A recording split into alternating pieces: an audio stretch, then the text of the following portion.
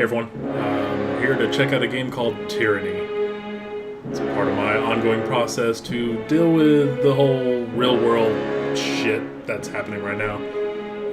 Going in, playing games, just sort of diving into it. I don't know if a game called Tyranny is exactly the ideal choice for that, but it sounded neat. I think it's from the makers of Pillars of Eternity, or along the same veins. Something like that. So it's supposed to be really, really good.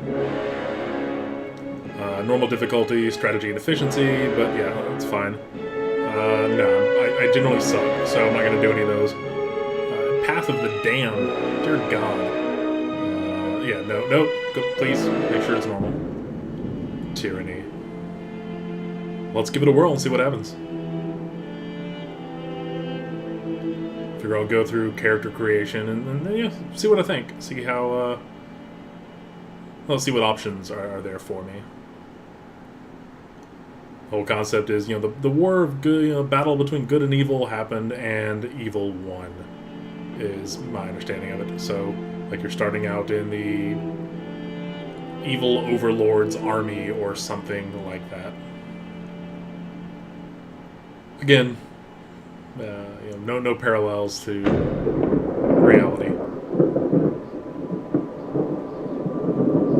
For over 400 years, the armies of Kairos the Overlord have swept across the known world.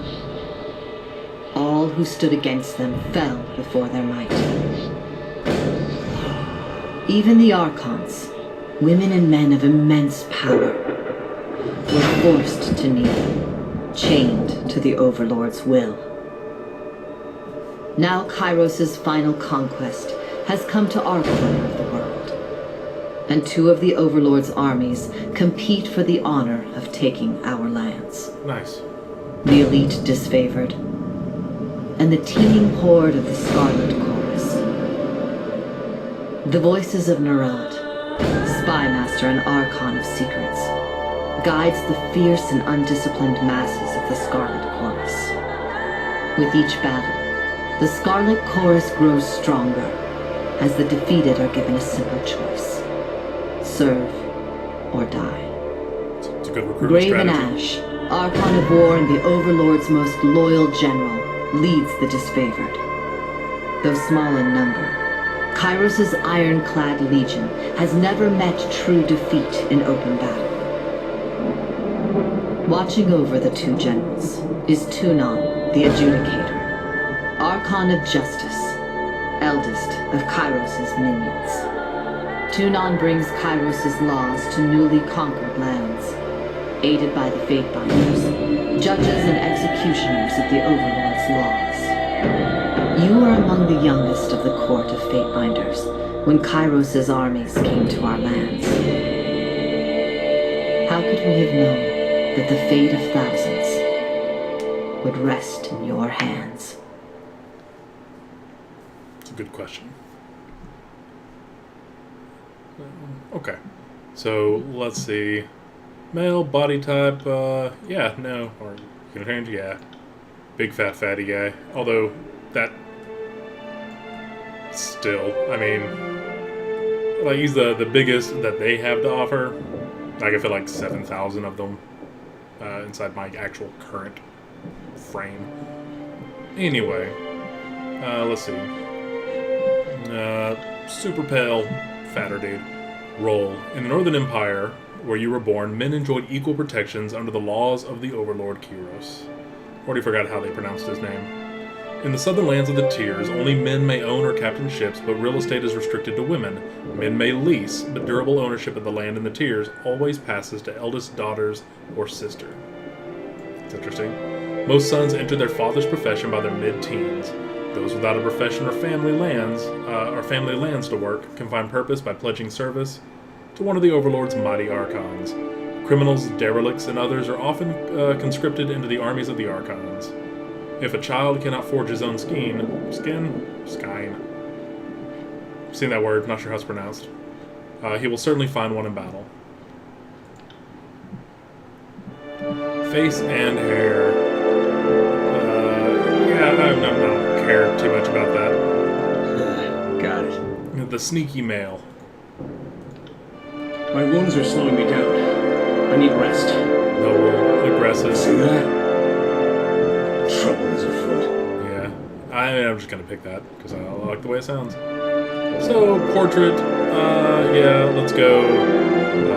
Yeah, because I mean, that will definitely be some sort of castery guy, if it is available to me. Because I am in everything I do. Simple flowchart I follow in everything I ever play. Step 1. Are you able to do something that conjures fire? Yes. Let's see. I don't know, we'll go with that. That works. Not too big of that. How did you join Kairos' army? Pit fighter, soldier, hunter, lawbreaker, guild apprentice, or war mage. Let's see, guild apprentice. I kind of want to scroll down. Okay, there it is. Deeply proud of your intelligence. Your parents always knew you were too smart for a life spent with your hands in the soil. Looking to secure a better future, your parents struck a bargain with the Seven Tree Guild, a small magical order willing to teach you letters, numbers, and magic if you prove capable. For several years, you learned much from the mages, mastering reading and writing faster than the rest, and eventually learned the basics of mystic theory and spellcraft. Your magical studies came to an abrupt halt when the Voices of Nerat, Archon of Secrets, deemed the guild's a peacetime distraction that must be disbanded for the upcoming war, its mages assigned to proper armies. While your peers went on to other guilds, your mind was seen as too valuable to be wasted on the armies, and instead your life was claimed by Tunon, Archon of Justice. Seems pretty good, but let's see what the War Mage is. Few have the combination of wits and courage to be accomplished casters and warriors, and those cursed with such a combination talents are invariably pulled from their mundane lives and assigned to armies. Yeah, so it sounds like what it is. So the mixture of, I mean, it's a War Mage. Sounds awesome, but I'm a mage. Primary expertise. Over here. As one of Tunon's Fate Binders, you receive training in the arts of war, the intrigue of magic, and the inexhaustible depths of Kairos' law. Across the Northern Empire, the education of a Fate Binder is second to none. Those bearing the title are expected to read instructions and understand the economies of the realms in which they operate. Literacy and mathematics, skills rarely found on Tyranny, are essential skills in the execution of law. Subtler talents like speechcraft or tactics are honed with time and experience. Alright, let's see. Yeah, so it's going to be one of these four. Shock spells. Mages skilled in shock magic can frequently interrupt enemies, preventing them from executing their attacks. Charged Fist. Whoops. Okay, go back. Charged Fist. 24-second cooldown. Shock. Control Lightning, Magic Staff, Dodge, and Lore. Frost is slowing enemies and cold damage. Vigor is a utility branch. It's a sort of buffing things, grants various bonuses. Atrophy is, draining skills and attributes of your enemies, weakening them and making them easier to kill. That does seem pretty cool, but interrupt, slow, drain. My concern is that the atrophy spells sound pretty good, but I don't know if you're going to be able to take it all the way. If it's just to weaken them, whereas the other stuff I think you can go. Very sad that apparently, unlike my earlier flowchart, which I mentioned, hey, can you cast fire? Yes, be that. Now it's, can you cast fire? And I'm like, apparently not, for some unknown reason. Interrupt or slow. I'm going to go with interrupt. I'm going to be naked. Interrupts a lot of things. Yeah, I'm going to go ahead and do shock. Then, okay, secondary expertise, I will do the atrophy. So weaken them, interrupt them, so keep them from, hopefully keep them from doing anything to me, and then blow their shit up. Next. Banner customization. Yeah, I'm not too overwhelmingly vested in any of this, to be quite honest. And as at that point, I know the music is swelling up again. Yeah, that's fine. It shows a The 3 points stand for frost, entropy, and awesomeness. Black and red always seems good. Lexicon. Now, points available. Might determines the physical strength. Yeah, I mean, it seems to be pretty well the normal things. Just I'm guessing, wits is the, based on the gold and silver, most important attribute. 2 very important secondary attributes. Wits describes a character's mental acuity, their ability to observe environment and pick up on clues, increases spell strength as well as increased magic defense. Resolve endures physical and mental challenges, derive endurance, will, and magic defenses. It also increases the durations of afflictions applied. And then quickness is how often they can use abilities and spells. Recommended for you because of your training in shock. So this, it's gold because it's recommended because of either or perhaps both of mine, and then 1 and 1. So first of all, okay, well, 25% spell strength, 20%, and then -3. Do that, and then I'll do 1 more for my affliction. Not much, but in my primary focus, it's either that or I just went full wits, but it seems like I'll go ahead and spread it out. Weapon skills, magic staff, determines the effectiveness of attacks using the magical staff. Shocker. Higher skill values lead to more accurate attacks. Base value, 2, 1, Guild Apprentice 2. Yeah, I'm okay with that. I don't know if that actually, if I just have attacks that use the staff, or if, like, the staff skill impacts my actual spells. I'm not sure. Dodge lets you dodge. Lore, that seems good. Lore skill determines a character's ability to decipher information and put together clues from fragments of information. Critical for magic users who wish to learn new runes to power their spells. That does seem pretty badass. Bring it up to 50. I don't know. Yeah, I don't know if if there are, like, point breakdowns to where you're like, hey, this is all you need. Can I keep going with that? So I could use all of it there. Lore capped at 50. Not sure, but then control lightning. Higher skill values, increased hitting and critting. Let me bring it up to 35 and then I'll throw that in. Is it good? Don't know. Is it bad? Don't know. Let's see. Conquest. Quick start or conquest. Selecting conquest option will allow you to play through Kyros's conquest of the tiers, choosing how your character was involved in the invasion. Gives you the most control over the starting state of the game and how other factions will react to your character. Absolutely. Yeah, I mean, control. The control over the game. Why would I not do that? All world has fallen to Kairos, and now the Overlord's eye is on the tiers, our home. The last corner of the world free of Kairos's reign. 2 armies, the Disfavored and the Scarlet Chorus, march south from the Northern Empire, the last realm to fall to Kairos a century prior. I'm assuming through the course of this, I'm going to end up picking either the Disfavored or the Scarlet Chorus. And I'm all about the Disfavored, just because that dude that leads it, if I recall correctly, he had a pretty badass name. And that's really enough for me. In the early days of 428, Kairos's armies arrive at the Gates of Judgment, the mountainous border that we Tiersmen so long believed unassailable. Unable to agree on a unified plan of defense, the various leaders of the tiers sit and wait for each other to deal with the conquerors, until it's too late.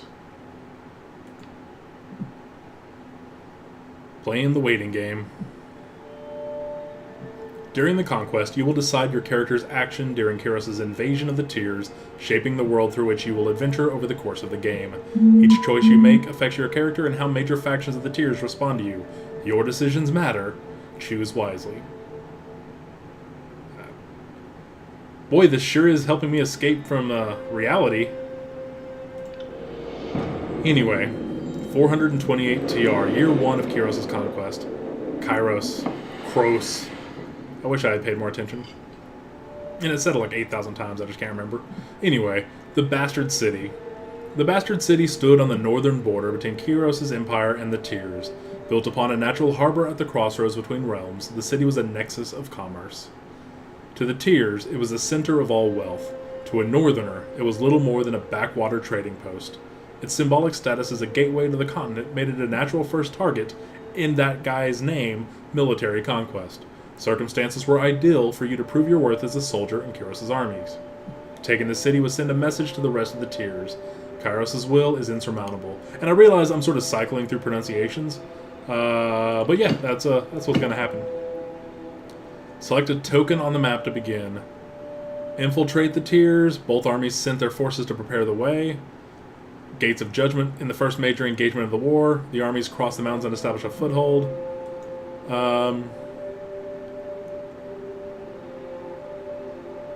Is it going to skip ahead, or is there an order that I need to do this in? In the first major engagement. That's the first. The armies of Kyros took the battle to the Gates of Judgment, trumpeting the opening call of the conquest of the Tears. The two armies brought their distinctive sense of order and chaos to the assault. You went to battle alongside the army whose approach best suited your strengths. You rushed with a chaotic mass of the Scarlet Chorus, flanked the Bastard City's army, and drove them to flee. Standing shield to shield with Kyros's ironclad elite, you advanced on the mercenary army purchased by the nobles of the Bastard City. The Legion wanted to send a message to the Tears that superior breeding and disciplined training would win the day. I know I said I wanted to probably go with the disfavored just due to that guy's name, and I'm going to stick with it, yeah. The Bastard City learned too late that a military is earned and never bought. The mercenary army quickly found themselves outclassed by the superior tactics and formation of the disfavored. Those few who lived to the end of the battle were rounded up, the weak executed and the strong enslaved, to haul the army's wagons on the journey south. Okay, see, there was two options there that I could have chosen. Feeding the host. Among the most optimistic projections, the disfavored and Scarlet Chorus made short work of the local defenses. They did so well that the armies quickly outpaced their supply caravans. Troops were plentiful, but food was scarce. You only had time to execute one plan to secure provisions. I like how my mind right now is just suddenly forgetting, how to pronunciate things. To judge the enemy, the soldiers of the Tears fell by the hundreds, and Kyros's armies could not agree on how to handle what few survivors they dragged back to camp. Befitting your role, the commanders turned to you to decide the fate of those who occupied prison pens. There were only enough prisoners to support the plan of a single army. You gave prisoners the chance to serve in Kyros's army or die. The Scarlet Chorus was in need of extra troops to fill up the vanguard, and your former enemies would occupy those slots nicely. The disfavored needed slaves to haul their gear, dig latrines, and keep their pallets warm at night. You consigned the survivors of battle to their subservient role among Graven Ash's noble troops. See, yeah, that was that name. It's a pretty badass name. But, okay. How do we use them? How do we feed them? You authorize the Scarlet Chorus. Anyway, to send their horde out to pillage from farms and villages, spreading the infamy. Prepared the Tears for the reality of the conquest. Or you authorized the disfavored troops to confiscate food. The Tears had already spent ignorant centuries glutting themselves outside of Kyros's law. We're going to go ahead and judge them, and I'm going to give them to the Scarlet Chorus, because troops seem better than just having people carry your shit. You armed cooperative ex-soldiers with scrap weapons and tossed them into the vanguard of the next Scarlet Chorus assault. Those who survived were welcome to take up the arms and armor of the fallen and eke out a desperate struggle to survive in Kyros's military. After their first victory, you rewarded the new recruits with the opportunity to execute their wounded or reluctant countrymen. The armies of Kyros amassed around the Bastard City, the first bastion of the Tears to fall. Both armies longed to storm the walled outpost, the Scarlet Chorus howling for plunder, and the disfavored forming an unbreakable shield wall. Your prowess on the field of battle has carried them this far, but there is one more step before total victory. Both of the armies had inspired schemes to take the Bastard City. Which did you support? You joined the disfavored vanguard in a direct assault upon the city gates. No fortification would stand before the unstoppable legion. Okay, it's not telling me what the abilities are, so that's kind of disconcerting. You joined the Scarlet Chorus in setting fire to the city and blocking the gates. The defenders would surrender or burn. You led a mixed band of disfavored and Scarlet... Oh, okay. What did it? Try that again because they're all showing up now. Warriors Respite. 1 per encounter. Negative 50% damage for 12 seconds. Plus 15% health. Searing Palm. 8 to 15 fire versus magic. Mage Fire Affliction for 9 seconds. So burn people. I like that. Or both. Concealing Shadows. Graze Deflection for 12 seconds. Minus accuracy plus dodge and parry. I like that as sort of a oh shit escape. That seems to be offensive. I'm gonna go with the oh shit escape because that seems beneficial. Though it was challenging to earn the cooperation of both armies, their shared interest in taking down the city defenses allowed your scouts to work as a single unit. Once your forces scaled the walls, a mixture of tactics and savagery destabilized the city guard, who quickly lost their command over the defenses and were forced to surrender. Lacking the support of archers or siege weaponry, the bastard city fell quickly to Kairos' superior might. Fuck off, bastard city! Seems decent. The bastard city settled into a new state of normalcy, with every tower displaying Kairos' banner. Your name was whispered alongside rumors of a decorated career to come. The armies divided into 2 fronts and migrated south. Tunon sent word that you were to join the next frontier of Kairos' conquest, either as judge and overseer of the settlement of Lethian's Crossing, or as a war advisor with the armies advancing into the realm of Apex. Deposits of iron made the settlement of Lethian's Crossing a strategic war asset. Kairos sent the Forge-bound, smith mages of exceptional skill, to establish a flow of weaponry. Tunon the Adjudicator sent one of his Fate-binders to ensure the enforcement of Kairos' law. Or Apex. The troops of the mountain realm of Apex stood idle in the safety of their valley, biding their time as their neighbors in the Bastard tier fell. In the second year of war, a joint force of the Disfavored and Scarlet Chorus crossed over the mountains to take control of the tier's central valley. So I can either be a judge and overseer of a settlement, or as a war advisor.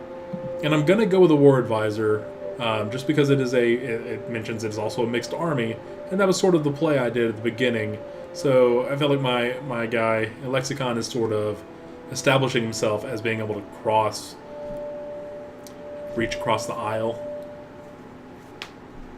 Oh, fuck reality. Anyway, so we're going with Apex. 429 TR. Year 2 of Kairos' conquest. That guy, he lingered there way too long. Anyway, Apex. The mountain nation of Apex, ruled for generation by the queens of House Vendrian, stood at the heart of the tiers. No army could bypass the landlocked realm without leaving their flank exposed to attack. By the second year of the war, the Disfavored and Scarlet Chorus had pushed deep into the tiers. Elements of both armies were dispatched to conquer Apex. Tunon assigned you to accompany them, tasked with bringing Kairos' law to the territory, as well as keeping an eye on both armies. Alright. The Battle of Edgering Pass. The Disfavored sent their most destructive ally to crush Edgering Fort. Cairn, Archon of Stone, buried the stronghold under an avalanche triggered from the surrounding mountains. The Scarlet Chorus were promised captured enemies for recruitment, yet none survived the onslaught. The Chorus demanded compensation. You congratulate the Disfavored for taking the pass without risking the lives of Kairos' servants. At this stage of the campaign, it was vital to use any advantage to mitigate allied losses. Or uphold the Scarlet Chorus' claim and demand that the youngest Disfavored scouts join the Chorus to settle the debt. Let's see what this one is. A school of water mages loyal to the Tiersmen posed a substantial threat. The Disfavored wished to annihilate the school, while the Scarlet Chorus insisted on capturing the mages, wishing to learn of their craft. I don't care what it is, we are going to pull in the Mage Elders and take them for interrogation, because magic, fuck yes. Though countless lives were lost, it was 3, it's just 3. 3 lives lost. Though countless lives were lost taking the mages into custody, the Scarlet Chorus praised your name as they dragged the beaten elders of the school to the voices of Narat's tent. As a wave of screams and incoherent pleas reached their crescendo, the Scarlet Chorus soldiers outside cheered for their Archon. the disfavored adjourned to their camp in grim silence, claiming the chorus lacked the will and desire to fully wipe out all traces of the enemy's school. Fuck you, they have magic, I want magic, magic is mine. What do we got? Hoping to break the siege, Scarlet Chorus agents poisoned the Apex water supply in secret. Days later, uninformed disfavored scouts died of illness. Outraged by the failure of communication, they demanded that the Chorus agents be turned over to them for punishment. Or, when Kyrus' forces captured a celebrated enemy hero, the armies bickered over his fate. The disfavored wanted him set free to convince his peers of Kyrus' mercy. The Scarlet Chorus wanted him flayed and staked as an example. Alright, so we got to deal with a captured enemy combatant. Or poisoning the well. Uphold the charges, ordering the Scarlet Chorus agents delivered to the disfavored. Justice would be served, but at the risk of seeding discontent. Or deny it, tragedies happened in the war and the act was not targeted with the intent of the disfavored. The reality was more honest than the satisfaction the disfavored so wanted. Even though that guy has a badass name, I kind of find myself falling in with the Scarlet Chorus. And so that's what I'm doing. Your ruling swept the deceased soldier's unit into a rage, which nothing short of Graven Ash's intervention kept from escalating to violence. After tempers cooled over a period of weeks, the disfavored struggled to forge an open communication with their allies in the chorus. Their attempts were met with silence and distrust. It's not great. It's really not great.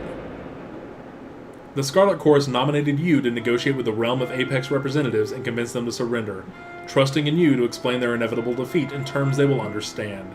How did you orchestrate the surrender of the enemy? Through days of mediation, you negotiated the surrender of the valley to Kyrus' forces, putting an end to bloodshed. Taunting the Queen of Apex into striking you under a banner of truce, you baited the Queen of Apex into a duel and slew her, frightening her vassals into submission. I'm going to negotiate. Your former enemies were loath to part with their lands, but they were even more reluctant to continue a war they were losing at every turn. The Tearsmen are a stubborn lot, and despite their grim situation, it still took days of discussion and diplomacy to show them the madness of tenacity. On the third day of mediation, the rules of Apex finally submit to your terms of surrender, putting an end to the war in the valley, and freeing up Kyrus' forces to march deeper into the Tears. I felt like that was worth it. I felt like that worked out well. Yeah. I thought I could have murdered that queen. Okay, what do we have? The land of Apex finally rested in the hands of Kyrus' forces. The Scarlet Chorus paused to revel in victory while the disfavored prepared for the next fight, affording themselves but an evening's rest. Kyrus' armies radiated out from the conquered citadel and worked their way across the Tears. The disfavored and Scarlet Chorus aimed to dominate as much territory as possible in the coming year. Your distinguished reputation in Kyrus' military left the choice of your next destination yours to make. We have Stalwart, Azure, or Vellum Citadel. I mean, I probably got to do that. Stalwart, with its easily defended position and rich military tradition, the realm was the most formidable realm in the Tears. The Archon of Stone to subjugate the nation. Kyrus' conquering gale fell upon the Vellum Citadel, its treasures, its knowledge, its secrets. I kind of like that this sounds magic-y. So I'm actually taking that, even despite my obvious leaning towards the other one. Now let's just not fuck it up and get like super magic-y, right? Was an archive and library of massive scale. Its inhabitants were known as the School of Ink and Quill, a circle of mages that centuries ago carved out their own mountainous refuge on lands unsettled by the other major realms. Legend said the Citadel housed a treasure trove of arcane knowledge. Totally the right pick. The Overlord's spies infiltrated the school and confirmed as much. The time was ripe to send a detachment to the great library fortress and force the scholars to yield.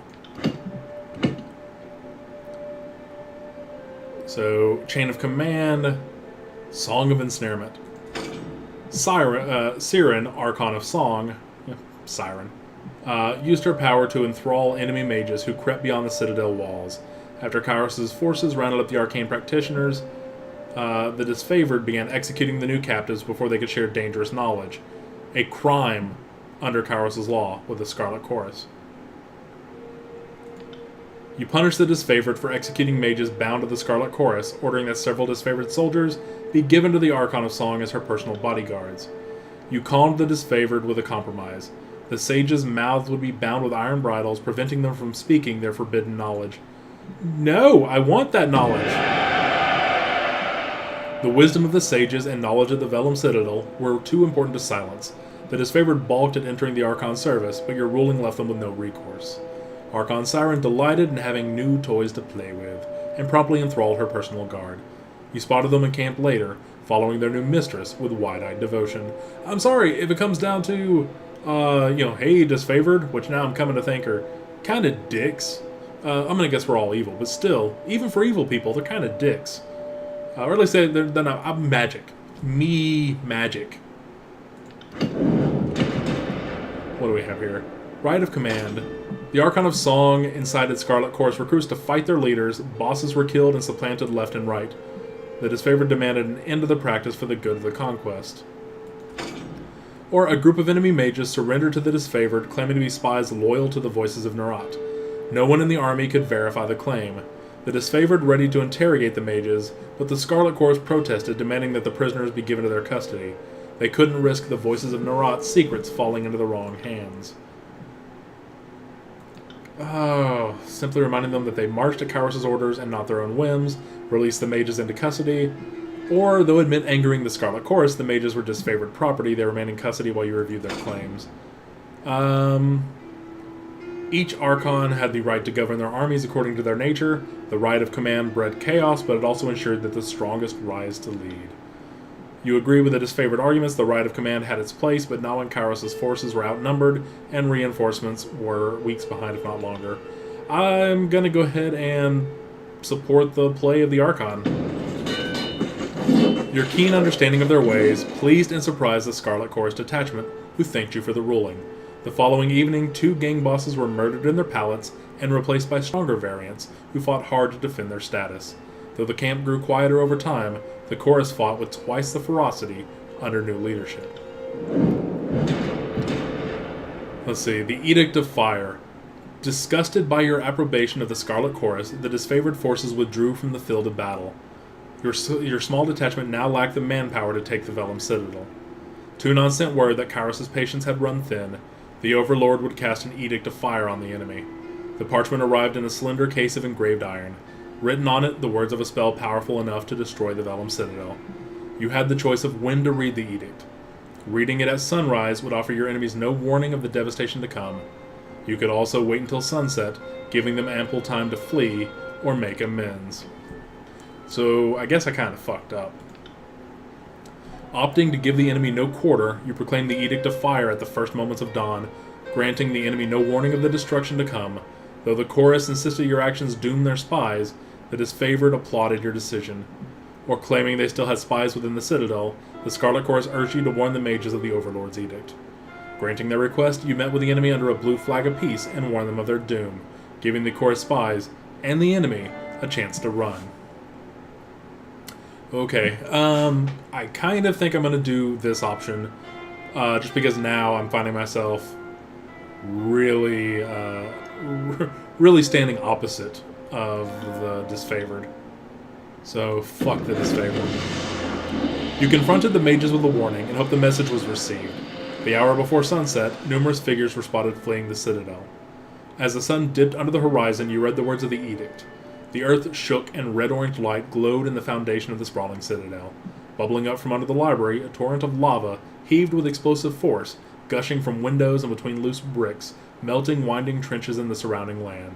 Days later, the flames still raged on, the conflagration continually fed and renewed by the power of the edict. Edicts are pretty badass, I gotta say. Kind of disappointed that I didn't actually take that city. It seems like that would have been nice. The armies of Kairos left the devastation of the Vellum Citadel in silence. From that day forward, the Tears came to know the once noble Citadel as the Burning Library. This was an undisputed loss of resources, knowledge, culture, and life. But a message had been sent. The Overlord will not tolerate defiance. You didn't have long to rest before Tunon called you into service once more. You were one of the last to depart from mountains, and as you journeyed off, you spotted a few campfires in the mountains. I said mountains several times. They were mere specks, dwarfed by the inferno, the last gasps of survivors, or perhaps looters from Kairos' armies, bored and daring enough to pick through the ashes. So, yeah, I kind of screwed the pooch. You have reached the end of Kairos' conquest. Do you want to continue or erase your progress and start over? You know, I gotta stick with what happened. I wish the library hadn't burned. I wish I was able to infiltrate it and steal all of the magic for me, but fucking disfavored. We'll just continue. Fucking disfavored, man. But now, I mean, if I get in there and I'm able to sort of infiltrate the burning library, you know, who knows? Maybe there will be untold reservoirs of magical knowledge. Spell sigils can be found throughout the world of Tyranny. The year is 431, and Kairos' invasion has shattered all major opposition in the tiers. The younger realms, the bastard tier, the free cities. All who defied Kairos lay broken by battle, or bowed in surrender. The two armies of the Overlord, the Disfavored and the Scarlet Chorus, now control our lands. But our will is not yet extinguished. Not entirely. In the valley of Vendrian's Well, those of us unwilling to bow to Kairos have banded together in defiance. Violating an oath of surrender from 2 years prior, we have staged a bloody uprising, murdering the Disfavored and Scarlet Chorus garrison in a midnight assault. Like us being, like, me part of it? Us? With their main forces spread across the tiers, the Disfavored and Scarlet Chorus redeploy to Vendrian's Well to crush the resistance, but months pass with no definitive battle. As disagreement and discord paralyze the Archons, we bide our time and wait for our message of insurrection to spread across the tiers. I don't know if I want you to do that. The Overlord is not amused. And Kairos has one message for the Archons. Crush the Oathbreakers, or die. Kairos backs this threat with an edict. A magical commandment that can slay all in the valley should the order be ignored. The honor of proclaiming this edict fell to you. Sent across the mountains to Vendrian's Well, you carry the Overlord's edict to read before the Archons. Okay, well that's a lot of power. As you finally make your way through the winding mountain passes into the valley, the ground trembles, and Kairos' magic seals the way behind you. Kairos. You are trapped in Vendrian's Well, with Kairos' armies and the Oathbreakers. The only way to survive is to fulfill the terms of the Overlord's edict, in any way that you can.